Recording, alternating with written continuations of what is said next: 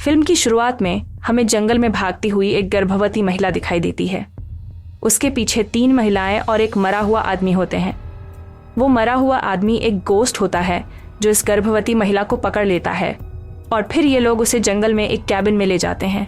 वहाँ ये 3 महिलाएं उस गर्भवती महिला पर एक रिचुअल करती हैं और उसका पेट फाड़कर उसके बच्चे को बाहर निकालती हैं। हम यहाँ बच्चे की शैडो देखते हैं जिसके सिर पर हॉर्न्स होते हैं, जिससे पता चलता है कि वो बच्चा कोई साधारण इंसान नहीं बल्कि एक मॉन्स्टर है। दृश्य कट होता है और वर्तमान में हमें लियो और रॉबिन दिखते हैं। ये दोनों रॉबिन के दादाजी के घर जाते हैं जो जंगल में है। यहाँ लियो को पता चलता है कि रॉबिन के दादाजी एक महान हंटर थे जिन्होंने कई जानवरों के सिर बचाकर अपने घर में सजाए थे। ये देखकर लियो बहुत इम्प्रेस्ड होता है। उसे रॉबिन की बचपन की एक पेंटिंग मिलती है जिसमें रॉबिन एक मॉन्स्टर के साथ खड़ी होती है। जब लियो इस पेंटिंग के बारे में पूछता है तो रॉबिन थोड़ा परेशान हो जाती है और बाहर चली जाती है। बाहर जाकर वह देखती है कि उनके शौचालय में एक जानवर मरा पड़ा है। वो जानवर इतनी बुरी हालत में होता है कि उसे देखकर रॉबिन को उल्टी आ जाती है। लियो आकर उस जानवर को दफना देता है। इसके बाद वे लोग घर लौटते हैं और अचानक उन्हें गोलियों की आवाज सुनाई देती है। लियो बाहर जाकर देखता है तो वहां एक हंटर होता है जो रॉबिन के दादाजी का दोस्त आर्थर होता है। आर्थर के साथ उसकी बेटी अमेलिया भी होती है। आर्थर बताता है कि वे हंटिंग के लिए निकले थे और अब उन्हें ज्यादा शिकार करना था क्योंकि सर्दी आने वाली थी। कोई भी हंटर सर्दियों में शिकार नहीं करता क्योंकि इस जंगल से सर्दियों में कई एनिमल्स और लोग गायब हो जाते हैं। पिछले कुछ सालों में कई लोग भी सर्दियों में गायब हो गए हैं। एक मिसिंग पर्सन मिला लेकिन वह बहुत घायल हो गया था। उसके हाथ पर छाले थे और कुछ ही देर बाद उसकी मौत हो गई। मरने से पहले उसने बताया कि उसका इलाज एक सींग वाले आदमी ने किया था जिसे यहाँ सर्नोनोस कहा जाता है। आर्थर बताता है कि सर्नोनोस खतरनाक जगहों का गार्डियन है और सर्दी आते ही वह हंटिंग करना शुरू कर देता है। यह सब बताने के बाद आर्थर अपनी बेटी के साथ चला जाता है। रॉबिन लियो को अपने बचपन की कहानियां सुनाती है जब उसके दादा उसे हंटिंग के लिए बाहर ले जाते थे। एक बार दादा ने उसके सामने एक डियर का शिकार किया और रॉबिन से उसकी आंखें खाने को कहा। रॉबिन बहुत डर गई और उस दिन के बाद से उसने अपने दादा को कभी नहीं देखा। दृश्य में 3 महिलाएं जिन्हें हमने फिल्म की शुरुआत में देखा था फिर से रॉबिन के घर की ओर जा रही है। उनके कदमों की आवाज सुनकर लियो जाग जाता है और टॉर्च लेकर बाहर जांचने जाता है। उसके पीछे रॉबिन भी बाहर आती है और वे उस लंबे डेड गार्ड को देखते हैं। जैसे ही वे उसे देखते हैं वे दोनों डर जाते हैं, लेकिन लियो उठकर अपनी गन से उस पर हमला करता है। इस हमले का डेड गार्ड पर ज्यादा असर नहीं होता, लेकिन वह लियो को एक ही बार में बेहोश कर देता है। इसके बाद वे 3 महिलाएं रॉबिन को जबरदस्ती कुछ अजीब सा लिक्विड पिलाती हैं जिससे वह बेहोश हो जाती है। जब उसे होश आता है तो वह खुद को एक पेड़ से बंधा हुआ पाती है। उसका पति लियो भी पेड़ से बंधा हुआ था।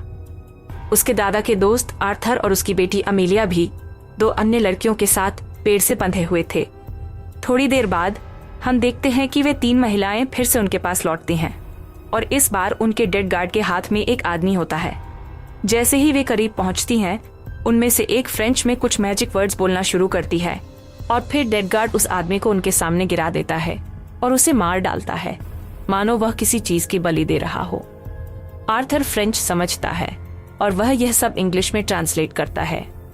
वह बताता है कि ये 3 महिलाएं उन सभी की बलि चेर्नोनोस के लिए देने जा रही हैं।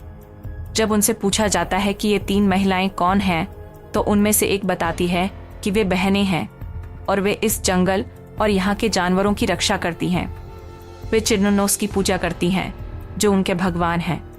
चेर्नोनोस ने ही इंसानों को शिकार करना सिखाया था और उनके पहले शिकार से ही दुनिया में पेड़ उगने लगे। ये महिलाएं बताती हैं कि चेर्नोनोस फिर आएगा और यहाँ के सभी लोगों का शिकार करेगा। जैसे ही वे ये कहती हैं वे सभी को आज़ाद कर देती हैं और जंगल में अलग अलग दिशाओं में भागने के लिए कहती हैं, क्योंकि चेर्नोनोस भागते हुए अपने शिकार का पीछा करता है। उनके पास भागने के अलावा कोई और ऑप्शन नहीं होता, क्योंकि जंगल से बाहर निकलना बहुत मुश्किल होता है और सबसे नज़दीकी विलेज भी 3 दिन की दूरी पर होता है। जब वे सभी अलग हो जाते हैं, आर्थर अपनी बेटी अमेलिया को ढूंढना शुरू करता है, जबकि रॉबिन अपने पति लियो को ढूंढने लगती है। लेकिन यहाँ उल्टा होता है, आर्थर लियो को और रॉबिन अमेलिया को ढूंढती है। लियो आर्थर से यहाँ से निकल जाने के लिए कहता है, लेकिन आर्थर बताता है कि यह पॉसिबल नहीं है क्योंकि यहाँ से निकलने में 3 दिन लगेंगे और इससे पहले चेरनुनोस उन्हें भागते हुए देख लेगा और मार डालेगा। और वह तब तक नहीं रुकेगा जब तक कि चेरनुनोस अपने आखिरी शिकार को मार नहीं देता। हमें 2 लड़कियां दिखाई जाती हैं जिन्हें चेरनुनोस द्वारा शिकार के लिए यहाँ लाया गया था। वे यहाँ से भागने की कोशिश कर रही थीं, लेकिन गलती से उनमें से एक ने एक लड़की का पैर ट्रैप पर रख दिया। यह चेरनुनोस द्वारा बिछाया गया ट्रैप था और जैसे ही लड़की ट्रैप में अपना पैर रखती है, चेरनुनोस को उसके बारे में पता चल जाता है। चेरनुनोस दूसरी लड़की को मारकर यहाँ से ले जाता है और दूसरी लड़की यहाँ से भाग जाती है। फिर हम अमीलिया और रॉबिन को देखते हैं जो छिपने के लिए एक सुरक्षित जगह की तलाश कर रहे थे। दूसरी तरफ लियो और आर्थर भी लकड़ियाँ इकट्ठा कर रहे थे अपना शेल्टर बनाने के लिए, लेकिन तभी आर्थर लियो पर हमला कर देता है। वह लकड़ी लियो के सिर पर लगती है जिससे वह बेहोश हो जाता है। जब उसे होश आता है तो उसने खुद को एक पेड़ से बंधा हुआ पाया। आर्थर उसे बताता है कि वह यह सब अमीलिया के लिए कर रहा है। मैं एक शिकारी हूँ, यानी मैं खुद एक शिकारी हूँ। मैं किसी का शिकार नहीं हो सकता। यह कहकर आर्थर चला जाता है, लेकिन कुछ ही देर में चेरनुनोस की नज़र लियो पर पड़ती है। सबसे पहले वह लियो को खोलता है और उसे आज़ाद कर देता है ताकि लियो भाग सके। जब लियो भाग रहा था तो अचानक चेरनुनोस ने अपने एरो से लियो के कंधे पर हमला किया और उसे मार डाला। यह चेरनुनोस की हत्या करने का स्टाइल था। वह अपने शिकार को इतनी आसानी से नहीं मारता था। उसे इसमें मज़ा नहीं आता था। वह अपने शिकार को आज़ाद करता, उसे तड़पते देखता और फिर असहाय होने के बाद उसे मार देता। इस बीच आर्थर ने एमिलिया और रॉबिन को ढूंढ लिया था। वह उन दोनों को बचाता है और उन्हें सुरक्षित जगह पर ले जाता है।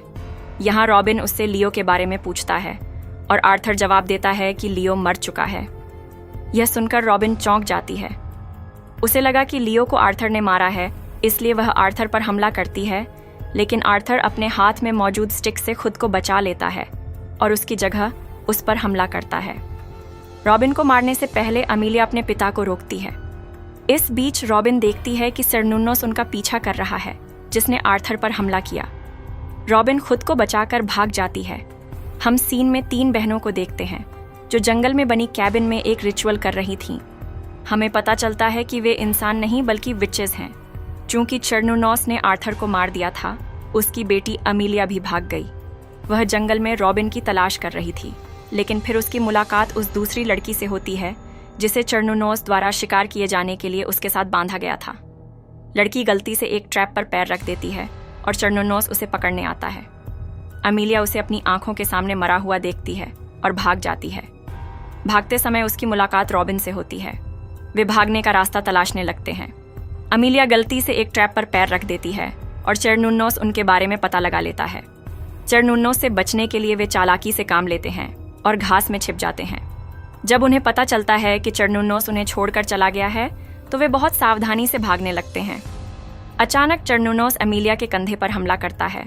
रॉबिन अमीलिया को बचाने की कोशिश करती है, लेकिन फिर चेरनुनोस उसके पास आता है और उसका गला घोंटकर उसे बेहोश कर देता है। फिर वह उन्हें जंगल में कैबिन में ले जाता है जहां विचेस एक रिचुअल यानी मैजिक कर रही थीं। वह वहां आता है और उनसे कहता है कि अमीलिया को मरना होगा, जबकि रॉबिन जीवित रहेगा और हमेशा के लिए उसका गुलाम बनेगा। यह वादा रॉबिन के दादा ने किया था। दरअसल रॉबिन के दादा भी चेरनुनोस को अपना भगवान मानते थे। वह उसकी पूजा करते थे और उससे इतने मोहित थे कि उन्होंने वादा किया था कि वह अपने परिवार में पैदा होने वाली पहली लड़की को चेरनुनोस को सौंप देंगे। वह उसे अपना सर्वेंट बना लेगा, लेकिन रॉबिन की जान बचाने के लिए उसके पिता उसे ले गए। लेकिन आज वह आखिरकार चेरनुनोस के हाथ लग गई। अब जब रॉबिन वापस आ गया है, उसे चेरनुनोस की 3 रक्षक विचेस में से एक बनना था। यह कहते हुए चेरनुनोस वहां खड़ी अपनी पुरानी विच को मार देता है। ये देखकर चेरनुनोस इन तीनों महिलाओं के डेड गार्ड पर हमला करता है। उनके बीच लड़ाई शुरू हो जाती है। अमीलिया भागने की कोशिश करती है, लेकिन एक विच उसे पकड़ लेती है। दूसरी विच रॉबिन के पेट में छुरा घोंप देती है। इससे पहले कि विच रॉबिन को पूरी तरह से मार डाले, एमिलिया विच के कपड़ों में आग लगा देती है। यह देखकर दूसरी विच अमीलिया पर हमला करने ही वाली थी, तभी अमीलिया चेरनुनोस का हथियार उठाती है और विच के पेट में छुरा घोंप देती है और उसे मार देती है। हम देखते हैं कि चेरनुनोस भी डेड गार्ड को हराकर वापस आ गया है। वह रॉबिन से कहता है कि अमीलिया को मरना होगा। जैसे ही रॉबिन यह सुनता है, वह अमीलिया को भागने के लिए कहता है और चेरनोनोस के हथियार से खुद का गला घोंट लेता है। रॉबिन को मरता देख चेरनोनोस भी रोने लगता है, क्योंकि उसकी 3 रक्षक विचेस मारी जा चुकी थीं। अब उसके लिए काम करने और पूजा करने वाला कोई नहीं बचा था। वह बस वहीं खड़ा रहता है और अमीलिया को भागते हुए देखता रहता है। जिसके बाद सीन कट जाता है और हमें दिखाया जाता है कि अमीलिया खून से लथपथ जंगल में पड़ी थी। वह अभी भी जिंदा थी, जिसे 3 हंटर्स देखते हैं। वे सही समय पर अमीलिया को बचा लेते हैं और उसकी जान बचा लेते हैं। कहानी के आखिरी सीन में हमें बताया जाता है कि प्रेग्नेंट महिला जो फिल्म की शुरुआत में भाग रही थी, इन 3 विचेस ने उसके जरिए चेरनोनोस को जन्म दिया था। और अब जब तीनों विचेस मर चुकी हैं, चेरनोनोस की कहानी भी यहीं खत्म हो जाती है।